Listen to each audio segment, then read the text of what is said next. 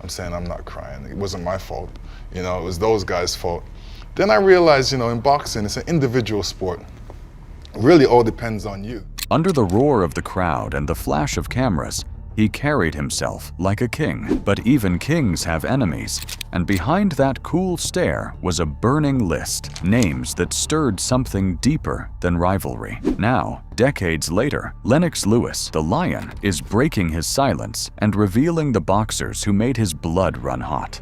The question is, who were they and why? Before we get to the names themselves, it's worth stepping back for a moment. Because to understand why they mattered, you first have to understand why Lennox Lewis was called the Lion. The roar begins. The Lion didn't start out aiming to become a heavyweight legend. He just fell into the rhythm of it. Born in London in 1965, Lewis spent much of his childhood in Canada and found his way into boxing as a teenager. By the time the 1988 Seoul Olympics came around, he was standing on the podium with a gold medal around his neck, becoming the first Canadian boxer in more than half a century to win that honor. That moment was already a clear sign that he had the skill and discipline to go all the way. When he turned professional, Lewis brought something different to the heavyweight scene. He wasn't the kind of fighter who went in swinging wildly. Instead, he studied his opponents, broke them down piece by piece, and waited for the perfect moment to strike. Many called his style calculated, but it was more than that. He treated each fight like a problem that had to be solved, using his reach, his timing, and his patience to control the ring. Still, even in those early years, not every opponent was simply a puzzle to him. Some stirred something deeper. A few boxers sparked a competitive edge that went beyond strategy, pushing him into a space where respect and resentment could exist side by side. Lewis wasn't a man who made a show of hating other fighters for the cameras, but he didn't hide his feelings when the rivalry was real. If someone crossed a personal line or threatened what he stood for, he let it fuel him. This approach shaped the rivalries that would follow, and the respect he showed for the sport never stopped him from admitting when a fighter got under his skin. And in boxing, that kind of tension can change everything. It can make training sharper, preparation harder, and the will to win almost unshakable. By the time he was climbing the ranks,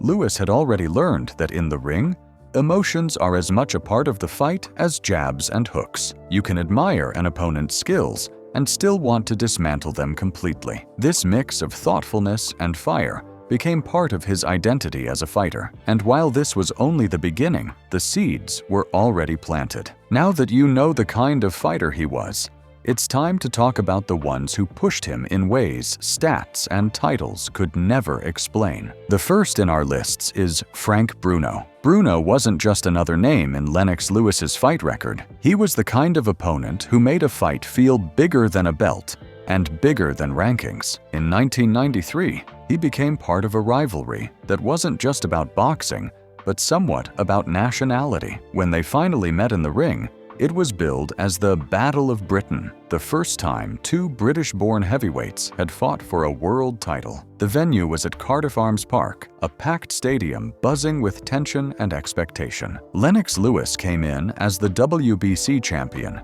still riding the momentum of being handed the title after Riddick Bowe refused to fight him. Bruno, on the other hand, was already a household name in Britain. He had been chasing the heavyweight crown for years, falling short each time, but still loved by the public. He carried himself like the embodiment of British grit, and he made sure people saw it. His robe that night read, "True Brit," and the crowd roared for him like a local hero returning from war. From the start, it was more than a title at stake. Bruno questioned Lewis's identity, hinting that because Lewis represented Canada in the Olympics, he wasn't truly British. Bruno said, "I'm going to hit you upside your head so hard you won't even know if you're Canadian, Jamaican, Los Angeles, or what. You're not British." That statement was the kind of jab that hit deeper than a punch, and Lewis didn't take it lightly. Lewis called Bruno an Uncle Tom, a comment that made headlines and stirred up an emotional storm. Now, when the fight began, Bruno came out strong. His jab was sharp,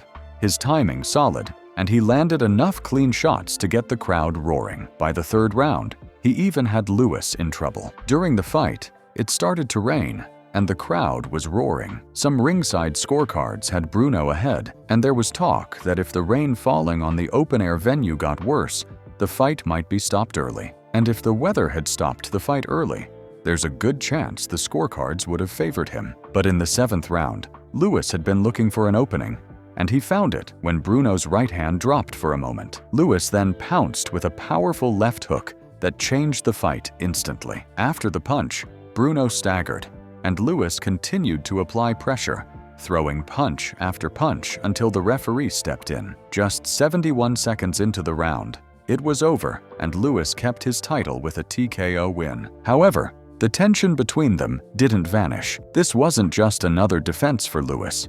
It was a fight that touched a nerve. The words traded before the bout, the questions of loyalty, and the raw pride involved made Bruno stand out as one of the few opponents Lewis genuinely had bad blood with. For Lewis, beating Bruno was more than defending a belt. It was settling something personal. And that's why, when he spoke about the fighters he truly disliked, Bruno's name was never far from the top. If Bruno was the rivalry that lit a spark, what came next was a fight so tense it never actually happened, at least not in the way fans wanted. Let's talk about Riddick Bowe. Riddick Bowe was a big man with big skills. He moved faster than most heavyweights his size and had the kind of presence that made you stop what you were doing and watch. By the early 90s, he had climbed to the top of the boxing world, becoming the undisputed heavyweight champion after beating Evander Holyfield. Standing on that peak, there was one fight everyone thought had to happen, which was Bowe against Lennox Lewis. It wasn't a dream match, but it was supposed to be a natural one. Both men were at the top, both had history from their amateur days, and both had something to prove. On the other hand, Lewis had earned his shot fair and square. He flattened Donovan Razor Ruddock in 2 rounds, earning the #1 contender spot for Bowe's WBC belt. It should have been the easiest fight to make. Instead, what happened next became one of the strangest moments in heavyweight history. Instead of stepping into the ring, Bowe did something nobody saw coming. He tossed his championship belt into a trash can at a press conference, saying, in effect, if Lewis wanted it, he'd have to dig it out of the garbage. The message was very obvious that he wasn't going to fight Lennox Lewis. That one act was deeper than anything to Lewis. In his eyes, it was no longer a game anymore. It was disrespectful. This one act made him call Bowe Chicken Bowe, and it was no secret to how Lewis felt about it. The thing is, boxing is a sport built on pride, and when a fighter works his way up the ranks, the ultimate payoff is that title shot. To have it brushed off, and in such a public way, wasn't something Lewis could shrug off. However, reports suggest that something prompted Riddick Bowe to act like that behind the scenes. The story was tangled. The problem was money, and this turned into a big mess. When the talk of a Lewis-Bowe showdown first started, the numbers on the table felt more like an insult than an invitation. Rock Newman, who managed Bowe at the time, put forward an opening deal that made Lewis's camp flare up. The offer promised Lewis around $3 million, along with a 2-fight plan where the first payday would be small and the real money would only come if they fought again. On top of that, the purse split leaned heavily in Bowe's favor, almost as if Lewis was being asked to take a back seat in a fight he had already earned the right to. Lewis's team pushed back hard, calling the terms unfair for someone in the position of a mandatory challenger. What followed was a back and forth of offers and counteroffers that seemed to go nowhere, each side waiting for the other to blink. Then, negotiations on bigger figures came up. The home box office, HBO, seeing the potential for an undisputed championship fight, was ready to put serious money into the pot. Reports suggested a total purse of around $32 million. This kind of money should have made the deal a no-brainer. The deals being discussed now had complicated guarantees and splits that shifted depending on ticket sales and pay-per-view numbers. In one version, Bowe would walk away with the lion's share, while Lewis was guaranteed around $11 million. Still, even with more money on the table, trust was in short supply. The offers kept shifting, figures changing from one conversation to the next. Each new proposal came with its own conditions, making it harder for either side to feel confident that the fight would actually happen under fair terms. What should have been a straight road to a massive heavyweight clash turned into a maze of hesitation and second-guessing. Ultimately, the fight slipped away, leaving fans wondering how two men at the peak of their powers could let the biggest stage in boxing pass them by. Over the years, the tension didn't fade. Lewis spoke openly about his frustration, saying Bo's move was bad for boxing. "I still have that animosity going on. Me and him were supposed to fight a long time ago. I was waiting for the opportunity to bring it in the ring so I could beat the granny out of him. He basically ducked me. That's why I called him Chicken Bo, and that name lives on," Lewis said. To him, this wasn't the usual pre-fight trash talk that gets forgotten once the gloves are hung up. This was unfinished business, and the lack of closure kept it alive. Also, Lewis admitted that there was a time he almost slapped Bo. "At one point, I've been thinking about it for a long time, about when me and him meet. Although we never met in the ring, he kept mouthing and saying stuff about me. I was waiting for the opportunity, so when we could get together, I could give him a slap," he told reporters. "And then I looked at him, and I realized how slow he was, and it wouldn't be fair to do that. I opted against it." You see, in boxing, it's common for grudges to start in the ring and end with mutual respect, but this was the opposite. This is why the rivalry between Lennox Lewis and Riddick Bowe remains one of the sport's great what-ifs. If the Bowe saga was about the fight that never happened, the next name on Lewis's list brought the fight straight to the center of the ring. Heated rivalries and controversies. Evander Holyfield. When Lennox Lewis and Evander Holyfield met in 1999, the stage felt bigger than boxing itself. Evander Holyfield was more than just a boxer. He was known for his toughness and relentless drive in the heavyweight division. Coming from tough beginnings in Atlanta, Georgia, Holyfield reached the peak with a style that combined skill and grit. Known as the real deal, he wasn't the biggest heavyweight out there, but he fought with a toughness that made opponents respect and sometimes fear him. When Lewis and Holyfield finally met, the stakes couldn't have been higher. Both were champions, and the fight was about much more than titles. It was a battle to claim the undisputed heavyweight supremacy. This particular match looked like the fight fans had been waiting for. Now, when the bell rang, Lewis seemed to take control early, pumping his jab, landing crisp combinations,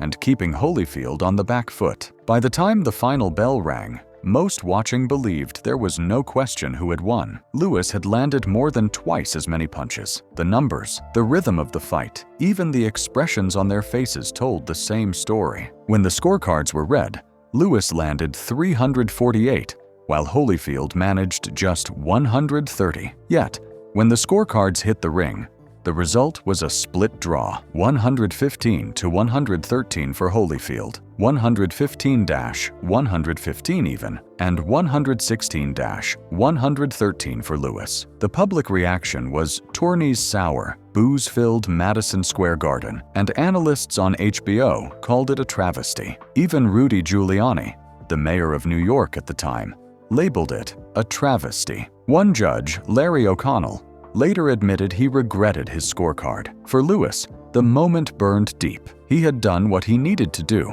yet the title still wasn't his. Later that year, the two fighters had to face each other again. In the build-up to the rematch, the tension had hardened. Holyfield's confidence was as strong as ever, and Lewis carried the quiet edge of a man with unfinished business. When they stepped into the ring that November night in Las Vegas, Lewis fought with the same game plan, but with a sharper focus. His jab kept Holyfield at range, his right hand scored clean, and his movement made it hard for Holyfield to mount a sustained attack. This time, the judges didn't hesitate to award the fight to Lewis, making him the undisputed heavyweight champion. Beyond the belts, there was a layer of personal rivalry that made these fights stand out. Holyfield had a way of carrying himself that could get under Lewis's skin. In their first fight, he came to the ring singing a gospel song and smiling as though the moment didn't weigh on him. Lewis later admitted it annoyed him, almost as if Holyfield was not taking him seriously. In the ring, Holyfield's toughness and veteran tricks forced Lewis to stay disciplined every second. Years later, Lewis called Holyfield his toughest opponent, not because the fights were the hardest physically, but because Holyfield tested him mentally. He had to stay sharp, stay patient, and not let frustration take over. Holyfield's experience, heart, and timing were the kind of intangibles you couldn't measure in punch counts or scorecards. When it was all over, Lewis finally had the recognition he fought for, but he also had to prove that he could come back from one of the sport's most frustrating moments and turn it into a defining triumph. In boxing, that might be the sweetest victory of all, but sometimes in boxing, the fight isn't decided by skill or power, but by the one thing nobody sees coming. And this is exactly where Andrew Golota enters the picture. By the mid-1990s, Andrew Golota had a reputation that stuck to him like glue, and it wasn't the kind any fighter wanted. He had great size, skill, and a strong jab, yes, but what most fans remembered him for wasn't the knockouts or the boxing technique, it was the fouls. Time after time, Golota found himself in trouble for punches that strayed south of the belt line. His 2 fights with Riddick Bowe had shown both his talent and his self-destruction. In both, he outboxed Bowe for long stretches, only to throw it all away with repeated low blows that got him disqualified. The first fight ended in chaos, a full-scale brawl spilling into the crowd. In the second, there was no doubt Golota's fouls weren't accidents, at least not in the eyes of the public, and that earned him the nickname the Foul Pole, which followed him everywhere. Now, Lennox Lewis and Andrew Golota's fight came about during a time when Lewis was defending his WBC heavyweight title and looking to solidify his dominance over the division. Golota, despite his controversial reputation, was a highly ranked contender with size, skill, and the potential to challenge the top fighters. Their matchup was a classic case of a champion facing a dangerous challenger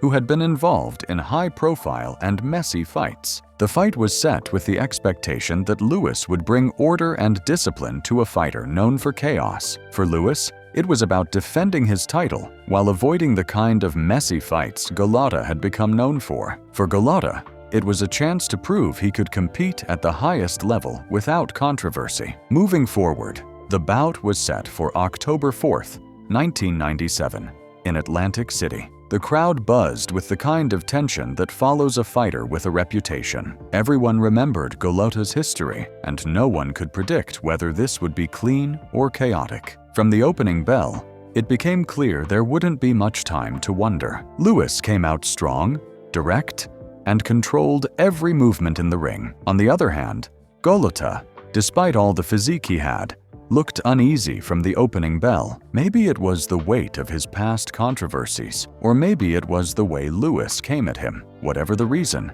it didn't last long. Lewis didn't give Golota time to find his rhythm. In less than 2 minutes, the champion landed a crushing right hand that sent Golota reeling. The follow-up was ruthless and precise, the kind of finishing burst that left no room for any kind of talks at all. At exactly 1:35 of the first round, the referee stepped in, and Lewis didn't only win, he erased any chance for Golota's tactics to come into play. In the later years, Lewis recalled the fight saying, "Every time I told people I'm going to fight Golota, they went, ooh, wincing and gesturing below the belt line. He better not hit me below the belt because I haven't had any kids yet. So that upset me. So there was a big kind of focus on this guy, the Peppers. He looked at me funny. And I was upset that people always went, ooh, he was going to hit me low. I didn't want that, so I got rid of him quickly." It was pretty obvious Lewis didn't like Andrew Golota's fighting skills,